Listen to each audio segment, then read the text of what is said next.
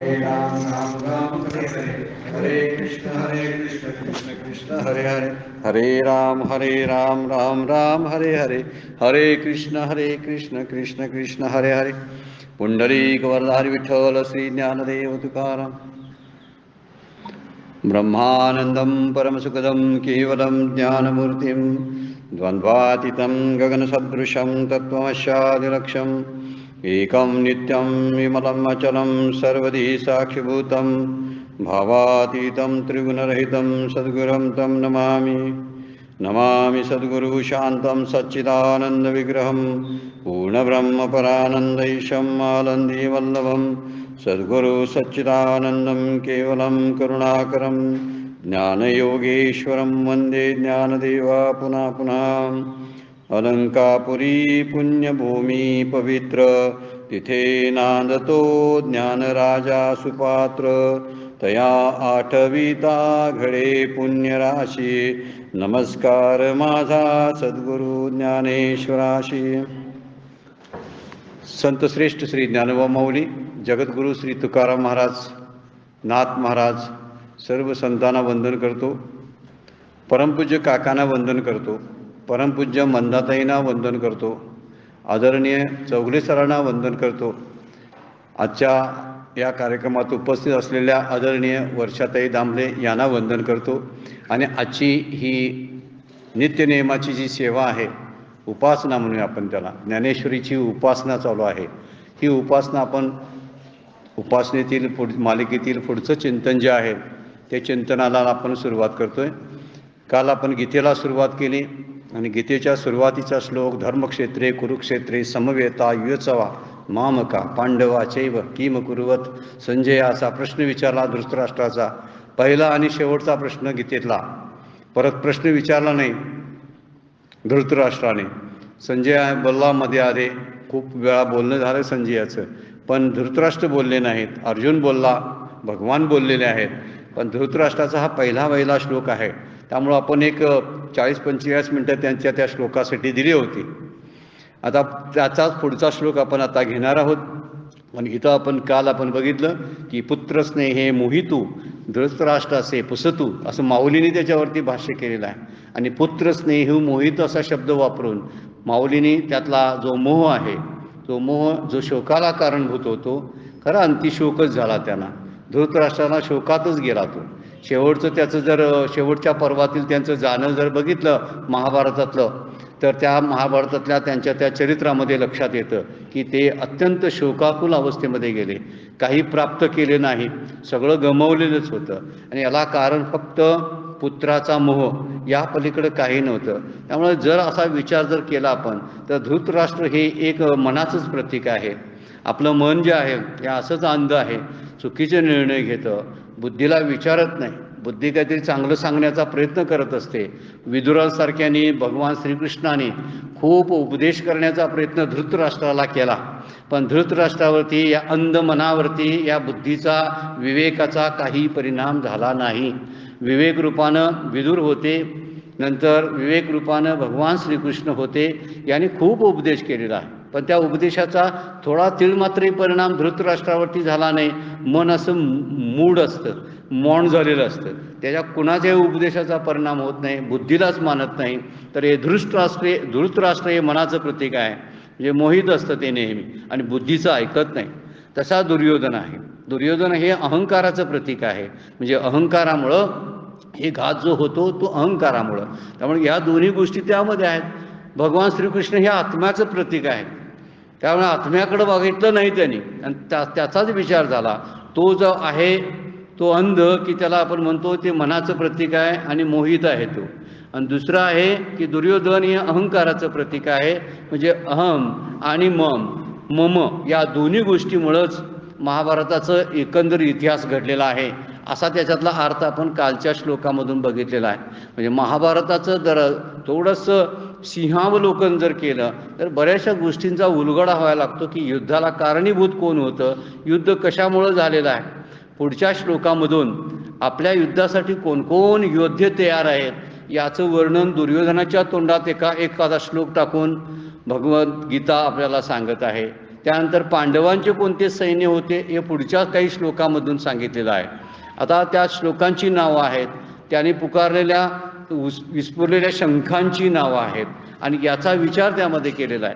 पण अखंड जर आपण महाभारताचा विचार जर केला तर या युद्धाला कारणीभूत असलेल्या ज्या गोष्टी आहेत ते निर्णय चुकत गेलेत प्रत्येकाचे. एक निर्णय चुकला की किती घात होतो हे महाभारताच्या इतिहासावरून आपल्याला लक्षात यायला हरकत नाही. भीष्मानी पहिलाच घात केलेला आहे. भीष्मानी जी प्रतिज्ञा केली ती भीष्मानी जर प्रतिज्ञा केली नसती तर असा जर विचार केला तर महाभारताचं चित्र वेगळं झालं असतं, पण तसं झालं नाही. कुंतीनं काय केलं, कर्णाचं पांडुराजाला अगोदरच सांगितलं असतं तर पांडुराजा म्हणजे कुंतीचा पती, त्याला जर तो राजा होणार होता, कारण हा अंध आहे म्हणून त्याला राजा करायचा होता, पण तो शापित झाला ना. पांडुराजा शापित होता, त्याला वनात जावं लागलं. पण कुंतीनं वनात गेल्यानंतर वास्तविक आता त्यानं प्रणय क्रीडा करणाऱ्या एका हरणीचा वध केलेला होता पांडुराजानं, आणि त्यामुळे त्या हरणीनं म्हणजे कदम ऋषी ते होते, ते हरिण म्हणजे कदम ऋषी होते, त्याने शाप देऊन टाकला, तूही असा प्रणय करशील कुठल्या स्त्रीशी तर त्याच वेळी तुझा पण मृत्यू होईल.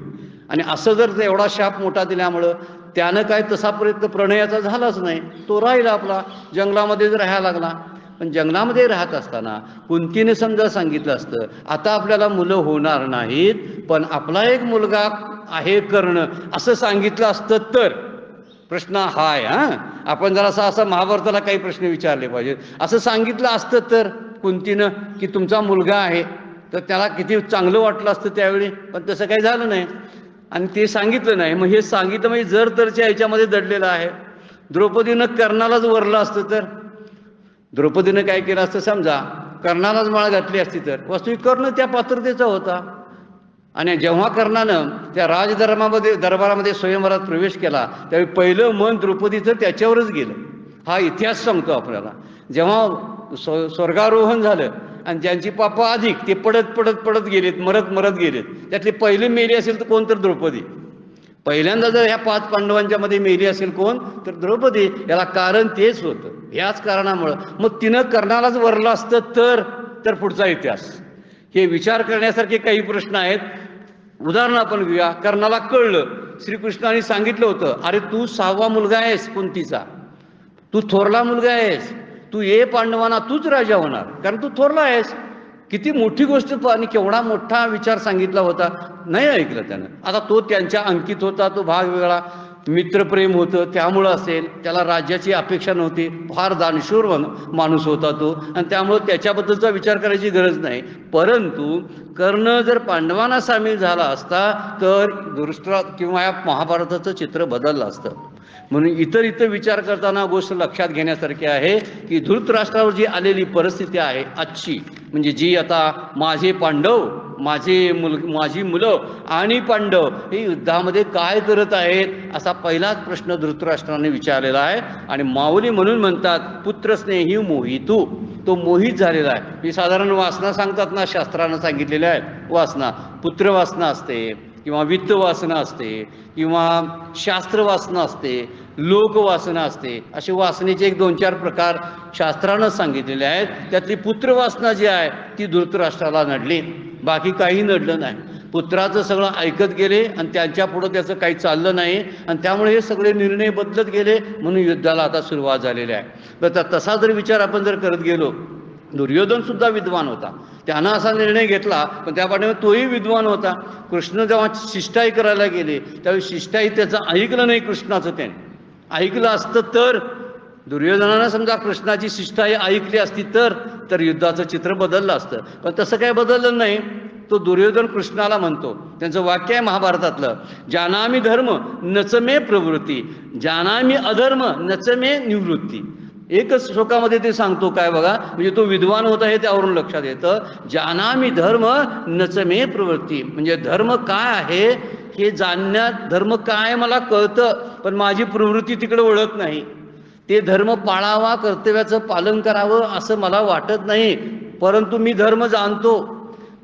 जानामि धर्म नच मे प्रवृत्ती आणि जानामि अधर्म नच मे निवृत्ती. मला वाटतं की अधर्मातून बाहेर पडावं, माझं हे चाललेलं आहे ते मला वाईटही वाटतं, पण त्यातून बाहेर पडायची असली इच्छा तरी माझी प्रवृत्ती तिकडे वळत नाही. जाणा मी अधर्म जाणतो, पण नचमे निवृत्ती, पण त्यातून मी निवृत्त होऊ शकत नाही. यावरून एक गोष्ट लक्षात येतं की दुर्योधनावरती हा प्रसंग जो आला, याला आपण प्रारब्धाचे जे प्रकार आहेत त्यातला अनिच्छ प्रारब्ध म्हणूया आपण, जी इच्छा नसताना त्याच्यावर आलेली गोष्ट आहे.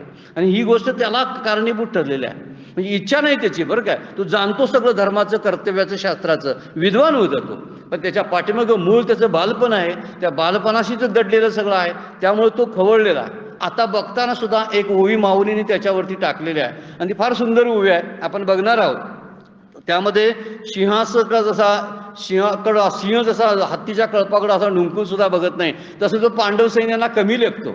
याचा अर्थ असा होतो की पांडवांबद्दल त्याच्या मनात मुळातच द्वेष होता, म्हणून हे युद्ध घडलेलं आहे. बाकी काही घडलेलं नाही, कारण त्याला सगळं कर्तव्य किंवा जे आसक्ती निरासक्ती सगळं ठाऊक होतं, तरी सुद्धा त्याने युद्धाला सामोरं गेला. त्याला कारण आहे की अर्जुनाला त्यांना नेहमी बघायचं, तो अर्जुनाला नेहमी भीष्माचार्य, द्रोणाचार्य, कृपाचार्य ही सगळी जण मिळून प्रेमानं वागवतात, आणि मला मात्र प्रेमानं वागवत नाही, माझा मत्सर करतात, ते नेहमी मत्सर करतात, असं त्याला लहानपणापासून वाटत होतं, आणि ते ठाण मांडून बसलेलं होतं.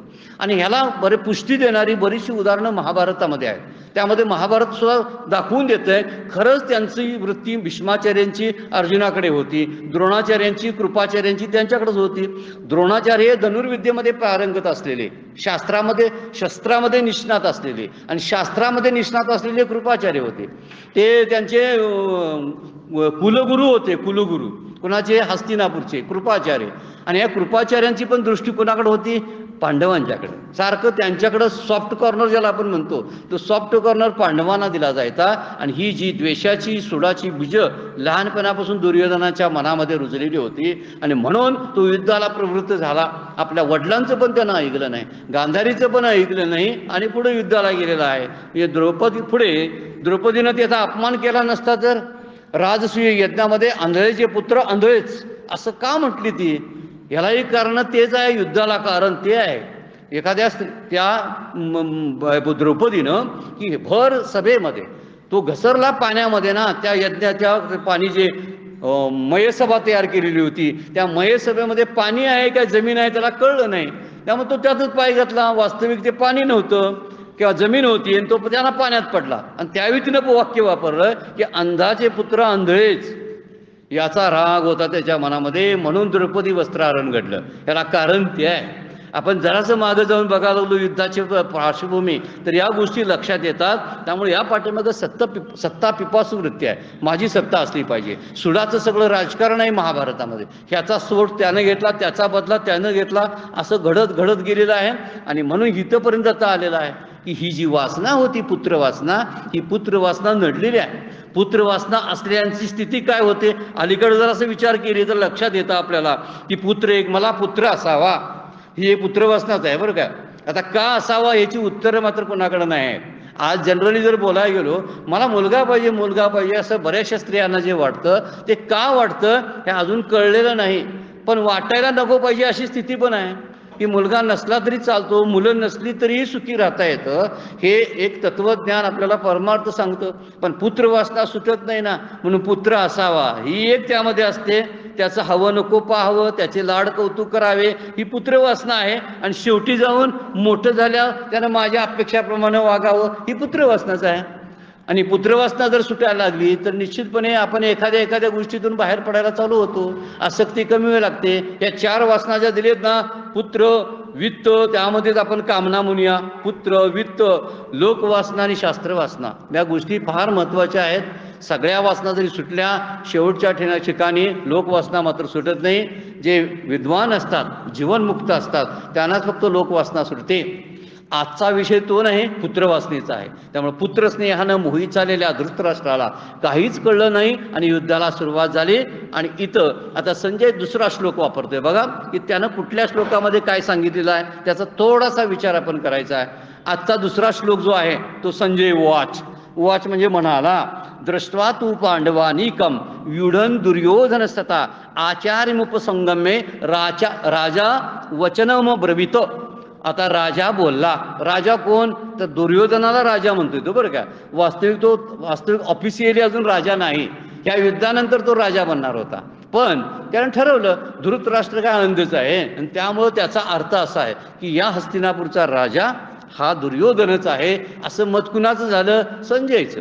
म्हणून संजय बोलला राजा वचन अब्रवीत, ब्रवीत म्हणजे बोलला, राजा बोलला असं वचन बोलला, असं वाक्य बोलला. द्रष्ट्वा तू पांडवानिकम युढन दुर्योधनस्तथा. संजय म्हणाला काय बघा, त्यावेळी पांडवांचे सैन्य व्यूह रचना करून युद्धास तयार झाले असे पाहून दुर्योधन राजा द्रोणाचार्यांच्याकडे जाऊन पुढील गोष्ट शब्द बोलला. अजून शब्द कुठली सांगाय नाही, फक्त श्लोक काय आहे एवढं बोलला हे सांगायसाठी दुसरा श्लोक टाकलेला आहे. माऊलीने त्याच्यावरती फार सुंदर ओव्या केल्यात, त्या आपण बघूया.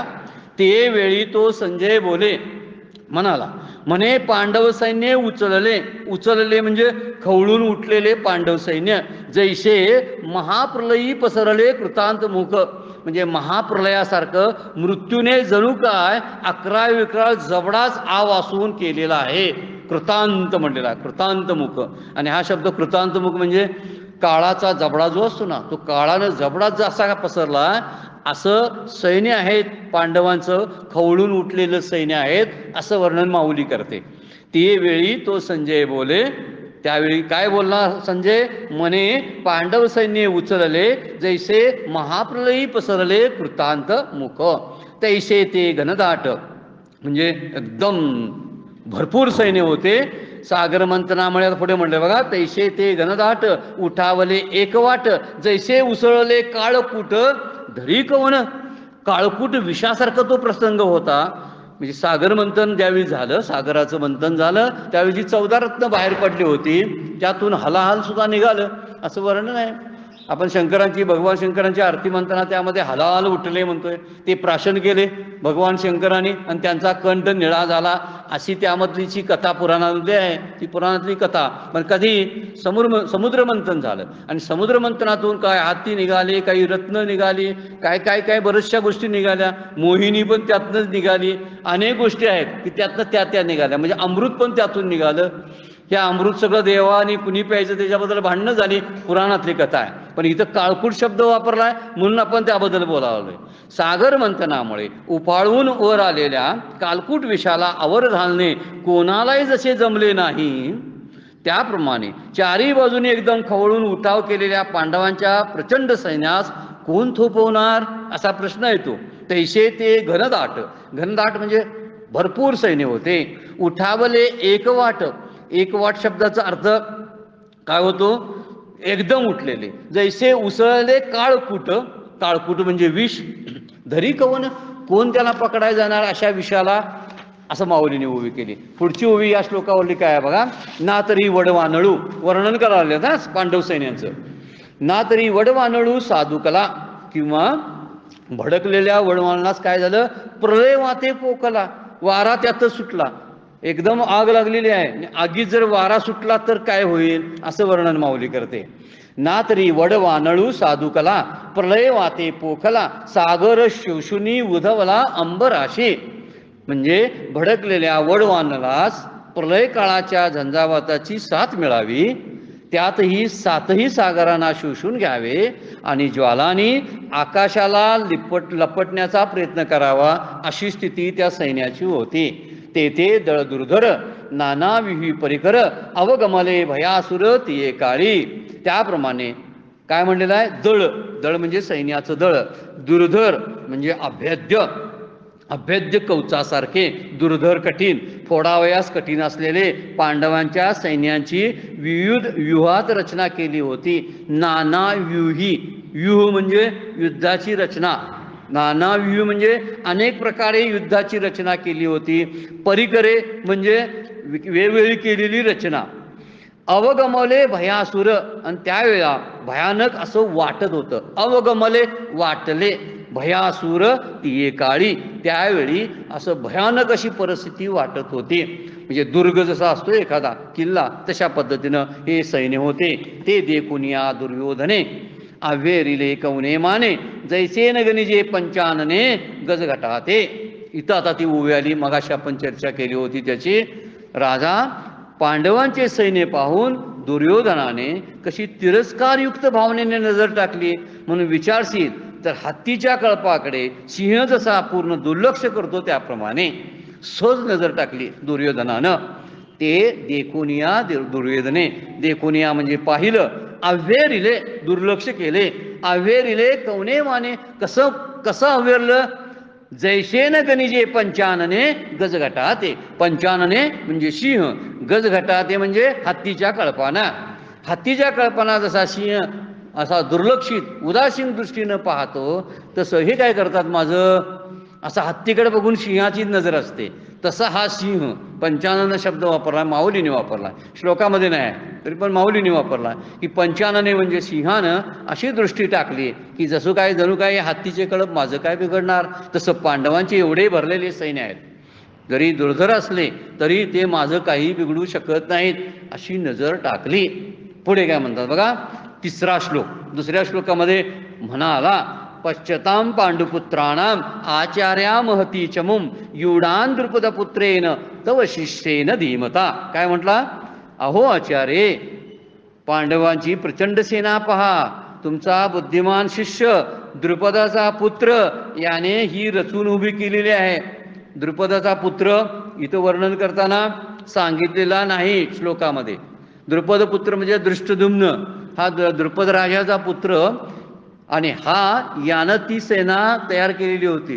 दृष्टद्युम्न हे द्रौपदीचा भाऊ, द्रुपद राजाचा मुलगा दृष्टद्युम्न, याला यज्ञातून मागून घेतल्यात द्रुपद राजानं, मोठा यज्ञ केला आणि त्यातून यज्ञाकडून मागून घेतलं मला एक मुलगी आणि एक मुलगा दे म्हणून. आणि तो मुलगा कशासाठी म्हणून मागून घेतला होता, त्याला कुठला द्वेष होता द्रोणाचार्यांचा कुणाला माहिती, त्या द्रोणाचार्यांचा सूड घ्यायचा होता त्यांना, आणि म्हणून द्रोणाचार्याचा वध करण्यासाठी दृष्टद्युम्नाला मागून घेतलं यज्ञातून द्रौपद राजानं. आणि दुसरी मुलगी जी होती, मुलगी म्हणजे तो मुलगा, मुलगाने मुलगी एकसारखी दिसणारे शिखंडी, हेही युद्धात होते. या दोघांनी बरोबर काम केलं. द्रोणाचार्याचा वध दृष्टद्युम्नाने केलेला आहे. शेवटी नरोवा कुंजुरवा अशी स्थिती पुढे झालेली आहे युद्धामध्ये. आपण महाभारत बघणार नाही पण नाव आलंय म्हणून थोडीशी चर्चा करावी लागते. दृष्टद्युम्न सुद्धा, दृष्टद्युम्नानं द्रोणाचार्यांचा वध केला, ध्यानाला बसलेल्या द्रोणाचार्यांचा वध केला. वास्तविक तो अधर्म होता, पण अधर्माचंच युद्ध कृष्णानं अपेक्षित होतं. कशासाठी, युद्ध अधर्माचं पण स्थापना धर्माची करायची होती. परित्राणाय साधूनाम, हे मुख्य गोष्ट तीच होती. विनाशायचं दुष्कृताम आणि धर्म संस्थापनार्थाये संभवामी युगे युगे, ही दृष्टी भगवान श्रीकृष्णाची होती. त्यामुळे अधर्म करून धर्माची स्थापना करायची होती. अधर्म काय केला तर या द्रोणाचार्यांना ध्यानात असताना, ध्यानात का गेले युद्धाच्या वेळी, तर त्यांना बातमी सांगितली होती तुमचा अश्वत्थामा, तुमचा पुत्र अश्वत्थामा युद्धामध्ये गेला, कामी आला. चुकीची बातमी होती, ही पसरलेली अफवा होती, पण ती पसरवायचीच होती भगवान शंकर श्रीकृष्णाला, आणि त्याने तशी अफवा पसरली. त्याने म्हटले युद्धात मी आता शस्त्र टाकलं. का टाकलं शस्त्र द्रोणाचार्याने, गेला होता मुलगा नाही, जाऊ दे, तुमचं कर्तव्य हस्तिनापूरच्या गादीशी होतं ना, तुम्ही का शस्त्र टाकलं हा प्रश्न आपण विचारू शकतो ना त्यांना. आता का टाकलं असेल शस्त्र, किती नीती अनिती सगळ्या गोष्टी त्यामध्ये घडल्यात बघा. द्रोणाचार्यांनी शस्त्रच टाकून दिलं, विचारही केला नाही. त्यांनी शेवटी प्रश्न विचारलाय बघा, मला तुमचं पटत नाही म्हणले, तुम्ही सगळेजण खोटे बोलतात, माझा पुत्र गेलाय. खरं बोलणारा एकच आहे पांडवांच्या मध्ये, तो आहे धर्मा युधिष्ठिर आहे. त्या युधिष्ठिराला मी जाऊन विचारणार आहे. त्यासाठी अगोदर कृष्णाने सांगितलं होतं तुला विचारायला येईल त्यावेळी तू म्हण होय, पण नरो वा कुंजरो मला माहीत नाही, आय डोंट नो, कोण त्यातला माणूस गेला का हत्ती गेला हे मला माहिती नाही, गेला मात्र हा. म्हणजे त्यावेळी खोटं बोललं. आणि जाताना ही अवस्था झाली. शेवटच्या वेळा युधिष्ठिरच स्वर्गाच्या आरोहण जाताना, शेवटच्या वेळा जाताना तो वर्णन केलेलं आहे की त्यालाही ते थोडंसं असताना घासून गेलेलं आहे ते पाप, एकच पाप बोलला बिचारा, नरो वा कुंजरवा. असो, दुर्योधनाला ठार मारण्यासाठी दृष्टद्युम्नाची व्यवस्था यज्ञातर्फेच केलेली होती. शिखंडीनं काय केलं, येऊन त्या याच्यावरती युद्धाच्या आडवा म्हणजे अर्जुनाच्या आडवा रथ घातला आणि आपण उभा राहिला. त्यावेळी भीष्माचार्य म्हणले ही स्त्री आहे की पुरुष आहे मला कळत नाही, बहुतेक ही स्त्रीच आहे, त्याच्यावर मी बाण सोडणारच नाही. आणि भीष्माचार्य गप्प बसले, आणि गप्प बसले त्याच वेळी शिखंडीनं बाण सोडून त्यांना मारलं. शिखंडी कोण होती, अंबाजी होती ना, की तिचा अपमान केला भीष्माचार्याने, हे सगळं परत जन्माला आली ती शिखंडी त्यांचा सूड घ्यायसाठी. त्या शिखंडीनं भीष्माचार्यांना मारून टाकलं. आंबा म्हणजे अंबालिका, अंबिका, आंबा, ह्या तिन्हीतली आंबा जी होती ना, ती आंबेबरोबर लग्न केलं नाही त्यांनी, ती रुसून गेली. परशुरामाकडे लांब मोठी कथा आहे, आपण त्यामध्ये जायचं नाही. पण खरी मुख्य गोष्ट आहे बघा, दृष्टद्युम्न शब्द आला, द्रुपद पुत्र असा शब्द आहे. वास्तविक गीतेनं त्याचा उलगडा केलेला नाही, पण त्याचा अर्थ आहे मात्र द्रुपद पुत्रेन असा शब्द आहे त्यामध्ये. म्हणून ही पांडवांची प्रचंड सेना तुमचा बुद्धिमान शिष्य द्रुपदाचा पुत्र म्हणजे दृष्टद्युम्न याने रचून उभा केलेला आहे. कारण दृष्टद्युम्नाला त्याचा सेनापती तो होता आणि त्या सेनापती म्हणून तयार झालेला होता. माऊलीने काय उभ्या केल्या त्याच्यावरती बघूया आपण. मग द्रोणापाशी आला. कोण आला? राजा. कारण तोच बोलायला लागलाय. दुर्योधन आला. तया ते म्हणे हा देखीला बघा तुमचा कैसा दळभारू उचलला पांडवाचा. दुर्योधन द्रोणाचार्याच्या जवळ जाऊन म्हणाला, आचार्य पाहिलंत का, पांडवांचे सर्व सैन्य आपल्यावर चाल करून येण्यासाठी किती उतावीळ झालेले आहेत. आता उतावीळ ते होते का हा होता, हा प्रश्न आहे. माऊलीने निर्माण केला याचा प्रश्न. वास्तविक हा श्लोकात नाही. माऊली म्हणतात उतावीळ झालंय असं दुर्योधन म्हणत होता. आणि मागच्या श्लोकामध्ये आपण पहिल्याच बघितलाय, युद्धोत्सव हा शब्द केलाय बघा. पण युद्धोत्सव म्हणजे उतावीळ झालेले, ज्यांना युद्धाची खुमखुमी आहे असे ते कौरव होते, असं वर्णन गीतेनं पहिल्या श्लोकात केलंय. हिथं मात्र माऊली काय म्हणतात बघा, त्याच्या तोंडात घातलंय दुर्योधनाच्या, की बघा तुमचे हे पांडव सैन्य जे आहेत ना, ते किती उतावीळ झालेत युद्धासाठी. बघा गिरिदुर्ग जैसे चालते, फार सुंदर दृष्टांत दिला बघा. गिरिदुर्ग म्हणजे एखादा पर्वतच चालायला लागलाय, चालणारा पर्वत म्हणजे सैन्य आहेत. तैसे विविध यू संभवते रचिले अति बुद्धिमंते द्रुपद कुमारे. द्रुपद राजाचा पुत्र दृष्टद्युम्न अतिशय बुद्धिमान आहे आणि त्यानं काय केलं, जणू काय चालत्या फिरत्या अभेद्य पर्वतासारखे सैन्यांचे किल्ले रचून तयार केलेले होते आणि चारी बाजूनं व्यूह रचना तयार केलेली होती. रचिले अति बुद्धिमंते शब्द कुणाला वापरलाय? द्रुपदांच्या पुत्राला म्हणजे दृष्टद्युम्नाला वापरलेला आहे. काळजीपूर्वक अभ्यासताना ओवीतले प्रत्येक शब्द जर आपण बघत गेलो तर आपल्या लक्षात यायला लागतं की माऊलीने महाभारताची किती जाणकारी माऊलींना होती हे त्यावरून कळते. आपण मागं तर बघितलंच, वेदांची जाणकारी आहे त्यांना, उपनिषद त्यांना माहिती आहेत, पुराणातल्या सगळे दृष्टांत त्यांनी अधूनमधून दिलेत, महाभारत दिले. महाभारत संपल्यानंतरची जजमेजाची परीक्षितीची कथा आहे, त्या कथेचाही उल्लेख माऊलीने ज्ञानेश्वरीमध्ये केलेला आहे. याचा अर्थ सगळी पुराणं ज्ञानेश्वर माऊलींना, भगवान ज्ञानेश्वरांना ठाऊक होती असा त्याचा अर्थ आहे. म्हणून हितं वर्णन करताना म्हणतात बुद्धिमंते द्रुपद कुमारे. हितं सुद्धा दृष्टद्युम्न शब्द वापरला नाही. दृष्टद्युम्न द्रुपद कुमार म्हणजे दृष्टद्युम्न. जो का तुम्ही शिक्षा पिला म्हणजे तुम्हीच त्याला शहाणा केला धनुर्विद्येमध्ये. विद्या देवनी कुरटा केला. अहो बघा आपणच त्याला तुम्ही विद्या दिली होती, पारंगत केले. कुरटा केला म्हणजे तुम्ही त्याला निष्णात बनवलं, पारंगत बनवलं. कुरटा म्हणजे पारंगत बनवलं. आपला शिष्य मिळवणाऱ्या दृष्टद्युम्नाने बघता आपले सैन्य अथांग सागरासारखे पसरवलेले आहेत. हा सैन्य सिंधू पाखारीला. सैन्य सिंधू म्हणजे सैन्यांचा सागर, पाखारीला म्हणजे विस्तारलेला आहे. देख पहा बघा. कुणाला म्हणतो? आचार्यांना. तर द्रोणाचार्यांना हे सगळं जवळ जाऊन सांगायला लागलाय. पुढचं त्याचं वाक्य काय आहे बघा, अत्र शूरा महेश्वासा भीमा अर्जुन समायुधी युध आनो विराटस्य द्रुपदस्य महारथा. चौथ्या श्लोकामध्ये काय म्हणतात बघा, या पांडव पक्षीय सैन्यात भीमार्जुनासारखे शूर, मोठमोठे दुर्धर, युधान, सात्विकी, विराट आणि महारथी द्रुपद अशी माणसं आहेत. अनेकही असाधारण जे शस्त्रास्त्री प्रवीण, क्षात्रधर्मे निपुण वीर हाती. खूप वीर यामध्ये आहेत या सैन्यात. आणखीन देखील असामान्य, असाधारण शब्द आहे बघा. आणखी म्हणजे आणखीन देखील, असाधारण म्हणजे असामान्य असे निष्णात असलेले, क्षत्रिय म्हणून घेतलेले, ते शास्त्रधर्मी काय म्हणलेलं आहे, निपुण, क्षत्रिय म्हणून नावाजलेले. नंतर जे शस्त्रार्थी प्रवीण, अनेक एक शब्द टाकलाय बघा. शस्त्र चालवण्यामध्ये जे तरबेज आहेत असे, वाककबार असे असणारे जे आहेत, निपुण शब्द वापरला, प्रवीण शब्द वापरलाय. वाककबार म्हणजे सगळ्यात प्रवीण असलेले शब्द जे आहेत असे योद्धे खचून भरलेले होते पांडवांच्या सैन्यामध्ये. यामध्ये आता वर्णन करताना कुणाचं वर्णन केले तर मोठमोठे धनुर्धर वेद्य आहे, जे बळे प्रौढी पौरुषे, 4-5 शब्द एकदम वापरलेत बघा माऊलीने. जे बळे प्रौढी पौरुषे भीमार्जुना सारखे ते सांगेन कौतुके प्रसंगेचं.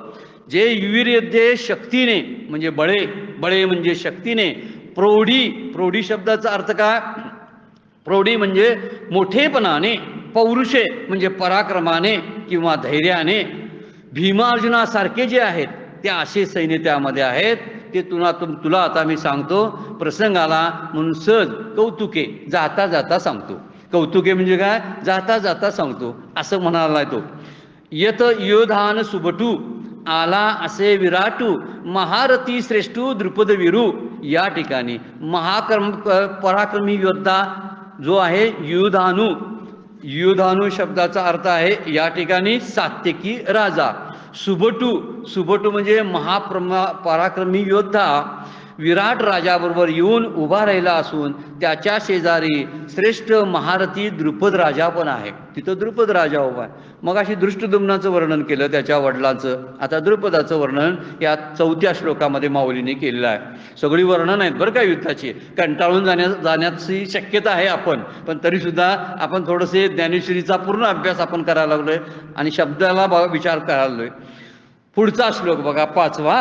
दृष्ट केतुश्च कीतान काशी राज्यस्य वीर्यवान पुरजित कुंती भोजस्य सैबेच नरपुंगवहा युधामनिश्च विक्रांत उत्तम मौजाच वीर्यवान सौभद्र द्रौपदेयाच सर्व एव महारथाः.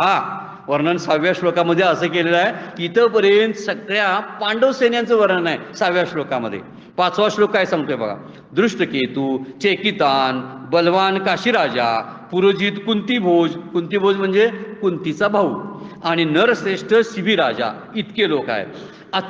पराक्रमी युद्धामन्यू बलशाली उत्तम मौजा सुभद्रापुत्र अभिमन्यू आणि द्रौपदीचे पुत्र सगळे महारथी तिथं उपस्थित आहेत युद्धाला. म्हणजे सगळे समोर आहेत. हे कोण सांगायला लागले? दुर्योधन बोलायला लागलेत. कुणाशी बोलायला लागलेत? द्रोणाचार्याशी. द्रोणाचार्यांना सांगालेत कारण ते त्या ह्याच्यातले प्रमुख आहेत. म्हणून माऊलीने काय उभ्या केल्या बघा 5व्या आणि 6व्या श्लोकावरती. चेकितान दृष्टकेतू काशीराज वीर विक्रांतू उत्तम मौजा नृपनातू शैब्य देख. तेच वर्णन आहे. शब्द तेच आहेत बघा. चेकितान दृष्टकेतू. आता फक्त विक्रांतू शब्द वापरला. विक्रांतू म्हणजे महापराक्रमी, वेगळा शब्द विक्रांत आहे. काशीराजा उत्तम मौजा राजा शैब्य ते पण आलेत. बघून घ्या तुम्ही. आचार्यांना तो सांगतो आणि म्हणतो बघा. हा कुंती भोज आहे येत युधामन्यू आला आहे. हा समोरचा दिसत असलेला माता कुंतीचा भाऊ कुंती भोजाकडे बघा. त्याप्रमाणे युधामन्यू पुरुजितासह इतरही सर्व राजे जमलेले आहेत. येत युधामन्यू आला आहे आणि पुरुजितादी राय सखळ देख. या सर्वांना बघून घ्या. पुढे वर्णन बघा. हा सुभद्रा हृदय नंदनू. काय शब्द आहे बघा माऊलीचा जाडजोड. कुणाला म्हणलंय? अभिमन्यूला शब्द वापरलाय बघा. हा सुभद्र हृदयानंदनू त्यांचा मुलगा सुभद्रेचा जो अपरू नवार्जुन जणू काय नवीन अर्जुनच जन्माला आलाय. वर्ण नव अपरू म्हणजे काय आहे? तो दुसरा अर्जुनच आहे. अपरू म्हणजे दुसरा. नवार्जुन म्हणजे उदयमुख अर्जुन, नवीनचा अर्जुन जन्माला आलाय की काय असं तो सांगायला आलाय. आणि सुभद्रा हृदयानंदनू जणू काय काळजाचा तुकडा सुभद्रेच्या. किती सुंदर वर्णन केले. सुभद्रा त्याला फार काळजाचा तुकडा म्हणूनच म्हणत होती कारण त्यानं आतमध्ये चक्रव्यूह कसा भेदायचा ही गर्भावस्थेमध्ये शिकलेला तो एक आहे. त्यामुळे तो फार मोठा शूरवीर होता, मोठा योद्धा होता. आता तो चक्रव्यूहामध्ये सापडला आणि त्याला बाहेर पडता आलं नाही. त्याला बाहेर पडायचं ज्ञान झालं नाही कारण सुभद्रा लगेच जागी झाली आणि त्यामुळे ती गोष्ट मधीच राहिली. कृष्णाने गोष्ट सांगायला चालू केली होती पण सुभद्रानं पूर्ण गोष्ट ऐकली नाही. सुभद्राला जागी झाली नाही, झोप लागली आणि त्यामुळे तिला ती गोष्ट शेवटपर्यंत कळली नाही. युद्धात शिरायचं कसं एवढं सांगितलं कृष्णाने. ते हू करत सुभद्रेनं ऐकलं. पण जेव्हा झोप लागली तेव्हा युद्धातून बाहेर कसं पडायचं हे सांगितलं. त्यामुळं अभिमन्यूनं ऐकलं नव्हतं आणि त्यामुळे चक्रव्यूहातून बाहेर पडता आला नाही. असा तो कोण आहे? नवा अर्जुन म्हणलेला आहे. म्हणून जणू काय तो अर्जुनच होता. म्हणून सुभद्रा हृदय नंदुनू असा शब्द वापरतात इथं माऊली. दुर्योधन द्रोणाचार्यास म्हणतो आचार्य, हा सुभद्रेचा जणू काळजाचा तुकडाच, तिचा पुत्र अभिमन्यू बघा, त्याला सर्वजण दुसरा अर्जुन म्हणतात. पुढची ओळ बघा, अनेकही द्रौपदी कुमार, आणखीन दुसरे आणि द्रौपदीचे सर्व पुत्र आहेत ते हे सकळही महारथी वीर, मिती नेनिजे परी अपार मिनिले असती. खूप आहेत, महारथी शूर आहेत, पांडव सेनेत अनेक महारथी आहेत, इतके अगणित. अगणित म्हणजे इथं शब्द वापरला ज्यांचा आकडा सांगता येत नाही, निश्चित आकडा ज्याला नाही त्याला मिती. नेनिजे म्हणजे सांग माहीत नाही, परी पण अपार मिनले असती, पण ते एकत्र सगळे मात्र खऱ्या विचार केला तर मात्र ते एकत्र आलेले आहेत. म्हणजे किती वर्णन करताना माऊली कसे फिरवून फिरवून वर्णन करतात बघा. म्हणजे ह्या 6 श्लोकापर्यंत जे वर्णन आलेलं आहे हे फक्त पांडवांच्या सैन्यांचं वर्णन आहे. म्हणजे पांडवांच्या सैन्यांची रचना कशी केलेली आहे याचं वर्णन केलेलं आहे. त्यामुळे दुर्योधनाचा विचार आपण महाभारताच्या दृष्टीने जर केला, तो विद्वान होता, म्हणूनच तो म्हणत होता की मला धर्म जाणतो पण मला काही कळत नाही, मला अधर्म काय आहे हे माहीत आहे पण त्याच्याकडनं माझी दृष्टी जात नाही, असं जो म्हणला त्याचा अर्थ तोच आहे.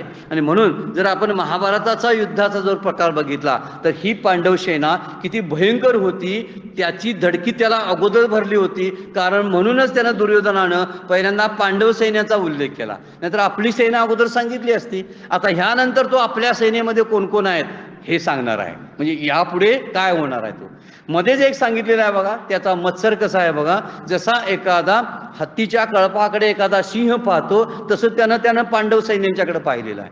इतके महावीर होते पण मोजके होते, फार मोजके होते. पण तो वर्णन करताना म्हणतोय फार जसे अगदी काय म्हटलेलं आहे, कृतांताचा जबडा जसा पसरावा असे ते सैन्य होते. ही सगळी वाक्य संजय सांगायला लागलाय.